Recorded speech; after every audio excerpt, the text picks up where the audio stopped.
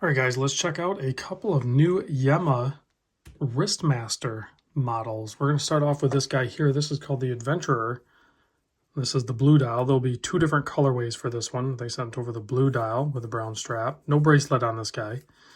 But let's just get right into it. Let's go over the measurements and the specs, all that good stuff. So 37 millimeter case, 48 millimeter lug to lug, 12.5 millimeter thick. That's including that like crazy boxed crystal. I think it's sapphire. I will put a link in the description down below or some details.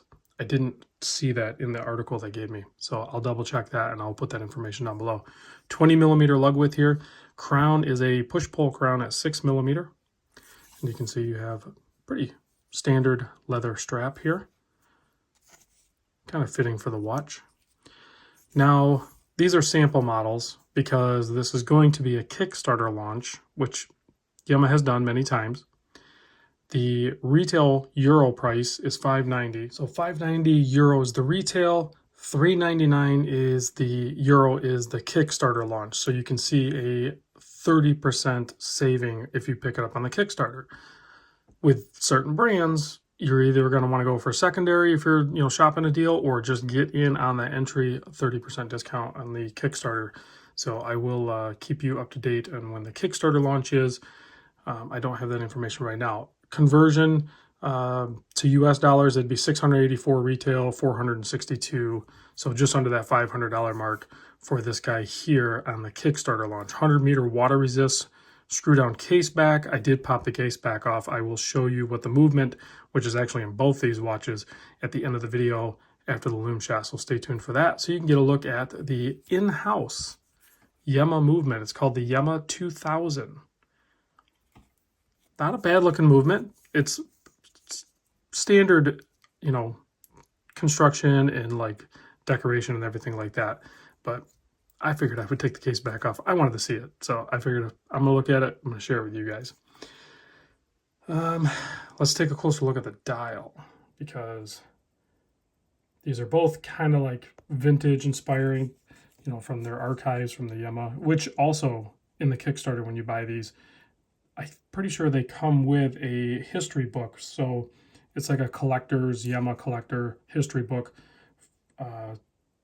from the years 1948 to 2021. It'll have a bunch of different models and articles and history and everything like that in there. Check out that crystal. That is bonkers.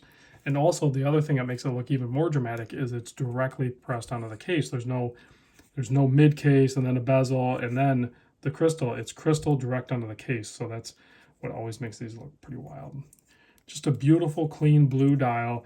And then you can look at that blocked off, like full polished handset. And then you have those nice chamfered, but raised up pretty high, full polished indexes with dots inboard. Nice cursive handwriting for the Wristmaster, excuse me, not Wingmaster. And the Yema automatic. Framed out date window at 3 o'clock. Signed crown. Overall, pretty well constructed. Let's take a look at the second model here. This is still the Wristmaster, but it's the Traveler. And this one, as you can see, has an integrated design here from the case to the bracelet. So you're not going to be able to swap that out. As far as I know, there's no plans for any straps because it would be difficult to do, just the way this architecture is on this. Size on this guy, a little bit bigger. I like this one a little bit more. Plus, I'm a bracelet guy. So 39 millimeter, 48.3, and that's all the way from like here to here. I didn't measure from here to here, but from there to there, 48.3. You'll see it on my wrist in a minute. 12.5 millimeter thick. Again, should be sapphire crystal. I'll double check. This measurement here is about 23, and the bracelet tapers down to like 20. You have a butterfly clasp. Not my favorite, but with this style case bracelet design, it's pretty much the norm in the industry is to go with a butterfly clasp. I think it just kind of flows well. You have shorter links on this, so I don't think it's going to be hard or difficult to get a good wrist fit on this. Can't tell if those are split pin. It might be pin and collar in there. I don't see the split in the pin. It's not screw link, so I think it's pin and collar on that. I'm pretty sure. Non-screw down crown again. It's push pull. 100-meter water resist. So you can just wind it in that first position. Movement feels pretty good when you wind it and operate it. Good brushing and everything. Good finishing on this. Nice little polished brakes as well. This one harks back from like a 60s era for its design cues. Let's zoom in and take a closer look, and I'll tell you about the price points on this one, because this is also a Kickstarter launch. These will be launched at the same time. Look how deep that brushing is. Plus on that outer, the top bezel here, they have like these little reliefs there, which give a little bit of a reveal to the crystal. Pretty interesting design. No applied indices on this one. And you have a vintage style color of Lume on this one. Pretty tall off the dial on this one, just an ink black dial, and then you can see how clean and uniform all those indexes are, so very good on those. Closer look at this. So this one, Euro retail $7.90, $4.99 for the Kickstarter launch. Translation to US dollars, you're looking at $915 for the Kickstarter and $578 for the Kickstarter. So if you're going to pick one of these up, do it on the Kickstarter. All right, let me pop this on wrist so you can get a look at this one. I did not size it. These are to be shipped off to the next reviewer. There it is on my 7 1/4. Light play on it is great with those shorter links, but this one works good. It has a nice low weight to it as well. It's decently heavy. Just a good clean design. I like that.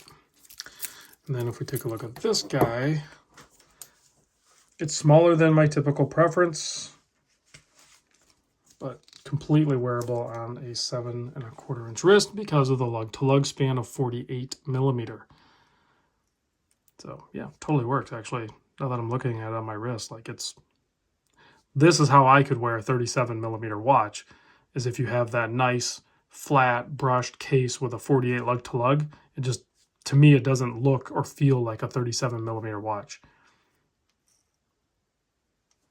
Both just good classic Yema designs right from their history books, I suppose. Now that movement, I'll put a link down in the description where you can check out some more information on that. I'm not a movement snob. I'm not going to get into it. I think it was a good investment from Yema to do their own in-house movements, because now they're in control. I mean, we've all seen it with other brands outsourcing their movements. They're not in control. They don't have, plus then now you can say it's in-house, right? It's a lot of money to invest in that. So hopefully they can continue using that movement in many different watches for a long, long time. All right, let's kill the lights and check out the Lume. I'm not expecting much on the Adventurer, but there should be a decent amount of Lume on the Traveler. Yeah, not bad on either one, really. Definitely more, because I mean, this is almost like a diver layout on the Traveler on the left, but not bad on the Adventurer either. Both of them decent. All right, guys, thanks for watching. Big thanks to Yema for loaning these in, and I'll see you on the next vid.